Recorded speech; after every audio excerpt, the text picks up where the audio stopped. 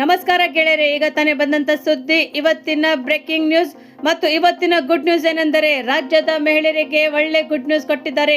ಯಾವ ದಿನಾಂಕ ಒಳಗಡೆ ನಿಮ್ಮ ಖಾತೆಗೆ ಬರುವ ಸಾಧ್ಯತೆ ಇದೆ? 25ನೇ ಕಂತು ಹಣ.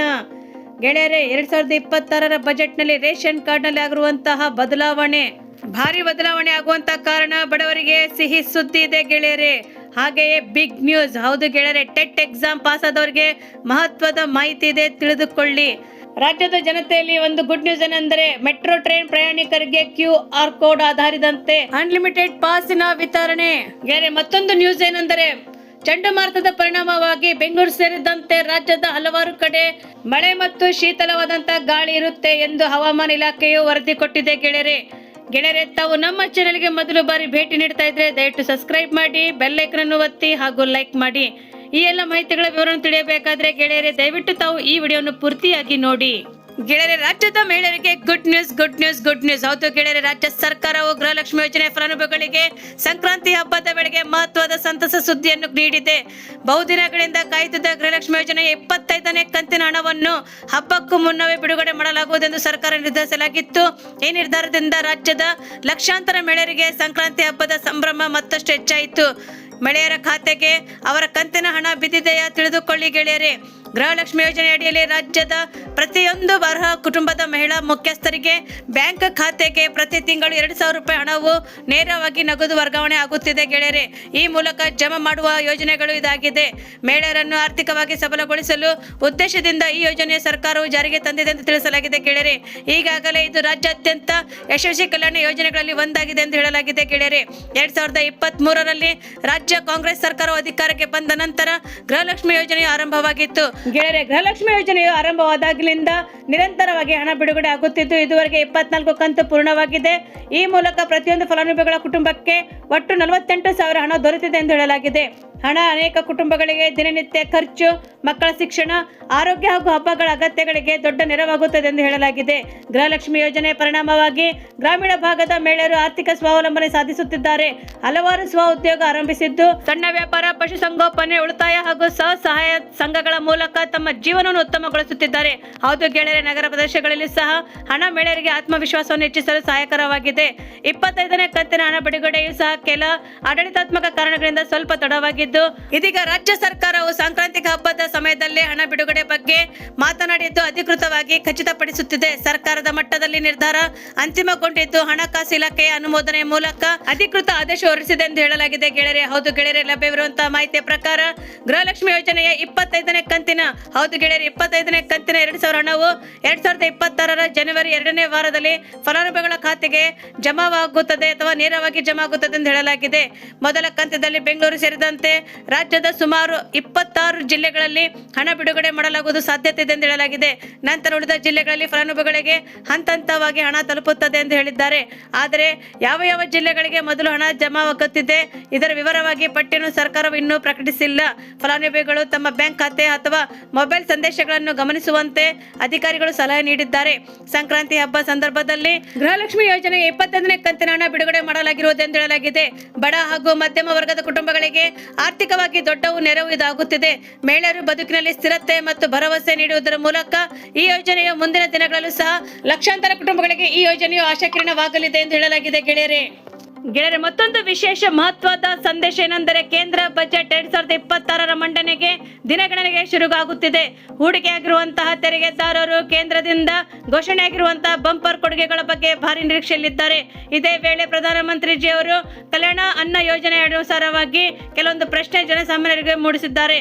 ಈ ಬಗ್ಗೆ ಭಾರಿ ಗೊಂದಲ ಉಂಟಾಗಿದ್ದು ಕೇಂದ್ರ ಬಜೆಟ್ನಲ್ಲಿ ಏನಾಗಲಿದೆ ಎಂದು ಕಾಯುತ್ತಿದ್ದಾರೆ ಗೆಳೆಯರೆ. ಹೌದು ಗೆಳೆಯರೆ, ಏನಿದ್ದು ಪ್ರಧಾನಮಂತ್ರಿ ಗರೀಬ್ ಕಲ್ಯಾಣ ಅನ್ನ ಯೋಜನೆ ತಿಳಿದುಕೊಳ್ಳಿ ಗೆಳೆಯರೆ. ಪ್ರಧಾನಮಂತ್ರಿ ಗರೀಬ್ ಕಲ್ಯಾಣ ಅನ್ನ ಯೋಜನೆ ಬಗ್ಗೆ ಭಾರತ ಸರ್ಕಾರ ಒಂದು ಮಹತ್ವದ ಆಹಾರ ಭದ್ರತಾ ಯೋಜನೆ ಇದು ಆಗಿದೆ. ಬಡವರು ಮತ್ತು ಅಂತ್ಯೋದಯ ಕುಟುಂಬಗಳಿಗೆ ಉಚಿತ ಧಾನ್ಯಗಳನ್ನು ನೀಡುವ ಮೂಲಕ ಇದರ ಅಗತ್ಯಗಳನ್ನು ಪೂರೈಸಲು ಉದ್ದೇಶದಿಂದ ಈ ಯೋಜನೆ ಸಹ ಜಾರಿಗೆ ತರಲಾಗಿದೆ ಗೆಳೆಯರೆ. ಹೌದು ಗೆಳೆಯರೆ, ಈ ಯೋಜನೆಯಲ್ಲಿ ಸುಮಾರು 2026ರ ಮಾರ್ಚಿನ ಕೋವಿಡ್-19ರಲ್ಲಿ ಸಾಂಕ್ರಾಮಿಕ ಸಮಯದಲ್ಲಿ ಆರಂಭವಾಗಿದ್ದು ಇದು ರಾಷ್ಟ್ರೀಯ ಆಹಾರ ಭದ್ರತಾ ಕಾಯ್ದೆ ಅನುಸಾರವಾಗಿ ಇದರಡಿಯಲ್ಲಿ ಬರುತ್ತದೆ.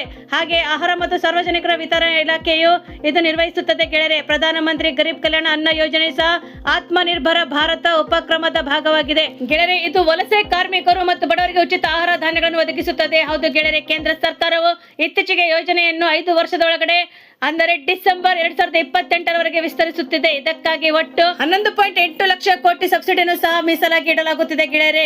ಈ ಯೋಜನೆಯಲ್ಲಿ ದೇಶದಲ್ಲಿ 81.3 ಕೋಟಿ ಬಡ ಕುಟುಂಬಗಳಿಗೆ ಫಲಾನುಭವಿಗಳಿಗೆ ಪ್ರತಿ ತಿಂಗಳು 5 ಕೆಜಿ ಆಹಾರ ಧಾನ್ಯ ದೊರೆಯುತ್ತದೆ. ಅಂತ್ಯೋದಯ ಯೋಜನೆ ಪ್ರಕಾರ ಕುಟುಂಬಗಳಿಗೆ ಮಾಸಿಕ 35 ಕೆಜಿ ಧಾನ್ಯ ವಿತರಿಸಲಾಗುತ್ತಿದೆ.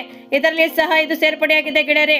ಯೋಜನೆಯಲ್ಲಿ ಈಗಾಗಲೇ 2028ರವರೆಗೆ ಕಾನೂನಾತ್ಮಕವಾಗಿ ವಿಸ್ತರಿಸುವ ಕಾರಣ ಬಜೆಟ್ 2026 ಅಥವಾ 27ರಲ್ಲಿ ಇದು ಕೊನೆಗೊಳ್ಳುವ ನಿರೀಕ್ಷೆಯಲ್ಲಿ ಇಲ್ಲ ಎಂದು ಹೇಳಲಾಗುತ್ತಿದೆ. 2022ಕ್ಕೂ ಮೊದಲು ಸರ್ಕಾರವು ಗೋಧಿಯನ್ನು ಪ್ರತಿ ಕೆಜಿಗೆ 2 ರೂಪಾಯಿ ಮತ್ತು ಅಕ್ಕಿಯನ್ನು ಪ್ರತಿ ಕೆಜಿಗೆ 3 ರೂಪಾಯಿಯಂತೆ ನೀಡುತ್ತಿತ್ತು. ಈ ಬಳಿಕ ಉಚಿತವಾಗಿ ನೀಡಲಾಯಿತು ಮತ್ತು ನಂತರದ ಬಜೆಟ್ನಲ್ಲಿ ಸಹ ಇದರ ಬಗ್ಗೆ ಅಪ್ಡೇಟ್ ಆಗುತ್ತಿದೆ ಗೆಳೆಯರೆ. ಹೊಸದಾಗಿ ಪಡಿತರ ಚೀಟಿ ಪಡೆಯಬೇಕಾದರೆ ಗೆಳೆಯರೆ, ಪಡಿತರ ಚೀಟಿಯನ್ನು ಅರ್ಜಿ ಸಲ್ಲಿಸುವುದು ಹೇಗೆಂದು ತಿಳಿದುಕೊಳ್ಳೋಣ.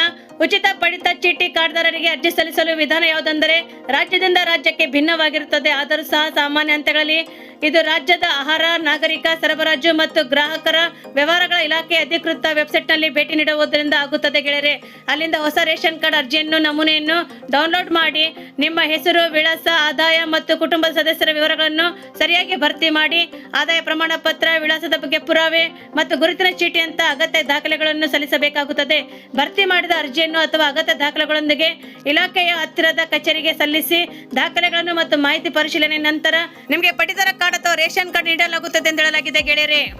ಮತ್ತೊಂದು ಗುಡ್ ನ್ಯೂಸ್ ಏನೆಂದರೆ ಕರ್ನಾಟಕ ಶಿಕ್ಷಕರ ಅರ್ಹತಾ ಪರೀಕ್ಷೆ 2025ರ ಫಲಿತಾಂಶವನ್ನು ಈಗಾಗಲೇ ಇಲಾಖೆಯು ವೆಬ್ಸೈಟ್ನಲ್ಲಿ ಪ್ರಕಟಿಸಿದ್ದು ಅರ್ಹತಾ ಅಂಶಗಳನ್ನು ಸಹ ಪಡೆದು ಅಭ್ಯರ್ಥಿಗಳ ಅರ್ಹತಾ ಪ್ರಮಾಣ ಪತ್ರಗಳನ್ನು ಸಹ ಒದಗಿಸಲಾಗುತ್ತಿದೆ ಗೆಳೆಯರೆ.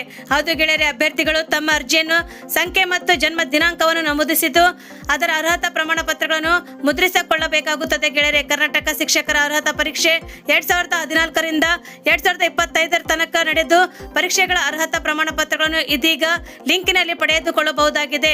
ಅರ್ಹತಾ ಪ್ರಮಾಣ ಪತ್ರವು ಸಹ ಅಭ್ಯರ್ಥಿಗಳ ಜೀವಿತಾವಧಿಯವರೆಗೆ ಮಾನ್ಯತೆಯನ್ನು ಹೊಂದಿರುತ್ತದೆ ಎಂದು ತಿಳಿಸಲಾಗಿದೆ ಗೆಳೆಯರೆ. ಮತ್ತೊಂದು ವಿಶೇಷವಾದ ಮಾಹಿತಿ ಏನೆಂದರೆ ಬೆಂಗಳೂರಿನ ನಮ್ಮ ಮೆಟ್ರೋ ಪ್ರಯಾಣಿಕರಿಗೆ ಇದೀಗ BMRCL ಮತ್ತೊಂದು ಸಿಹಿ ಸುದ್ದಿಯನ್ನು ನೀಡಿದ್ದು, ಇಂದಿನಿಂದ ನಮ್ಮ ಮೆಟ್ರೋ ಪ್ರಯಾಣಿಕರಿಗಾಗಿ BMRCL 1, 3 ಹಾಗೂ 5 ದಿನಗಳ ಅನ್ಲಿಮಿಟೆಡ್ QR ಕೋಡ್ ಪಾಸ್ ಸೇವೆ ಆರಂಭಿಸುತ್ತಿದೆ.